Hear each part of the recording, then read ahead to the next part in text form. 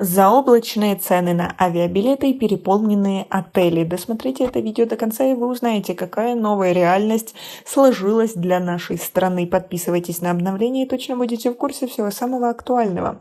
После объявления Путиным частичной мобилизации число приехавших в Таджикистан россиян значительно увеличилось. Десятки россиян ежедневно прилетают в Таджикистан после объявленной в Российской Федерации мобилизации. Многие из них стараются не попасть в объективы фото и видеокамер. В отелях Душанбе, где раньше большинство номеров пустовали, нет свободных мест на ближайшие дни.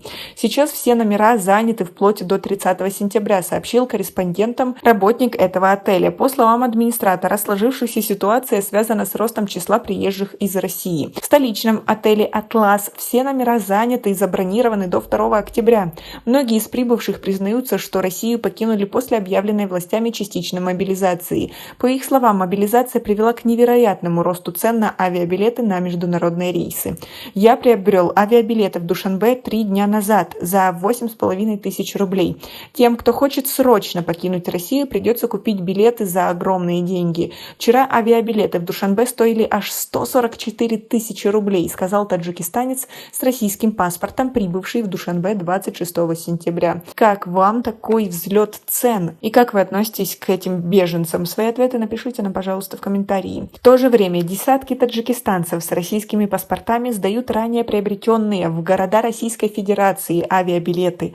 Они боятся, что в России их сразу отправят на войну в Украину. Абдул-Вахид Абдусаторов, гражданин Таджикистана, месяц назад приехал на родину и сейчас возвращается в Россию. Я был намерен сразу после возвращения подать документы на получение российского гражданства, но после объявления мобилизации я решил отказаться от этой идеи, поскольку это очень опасно. Многие пассажиры с российским паспортом, которые сегодня должны были вместе со мной лететь в Россию, вернули свои авиабилеты, сказал собеседник. Тем временем другие таджикские мигранты по-прежнему массово уезжают на заработки в Россию. Сегодня я улетаю в Россию. Чего мне бояться, ведь нас не будут трогать.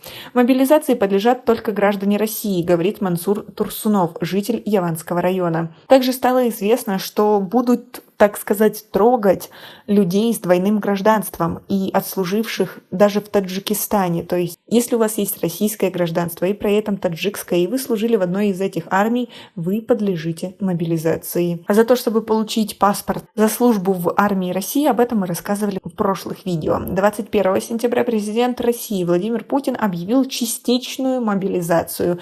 Призывы на военную службу, согласно президентскому указу, будут подлежать граждане, которые состоят в запасе, и прежде всего те, кто проходил службу в рядах вооруженных сил, имеет определенные военно-учетные специальности и соответствующий опыт. Министр обороны России Сергей Шойгу заявлял, что в рамках частичной мобилизации планируется призвать 300 тысяч человек.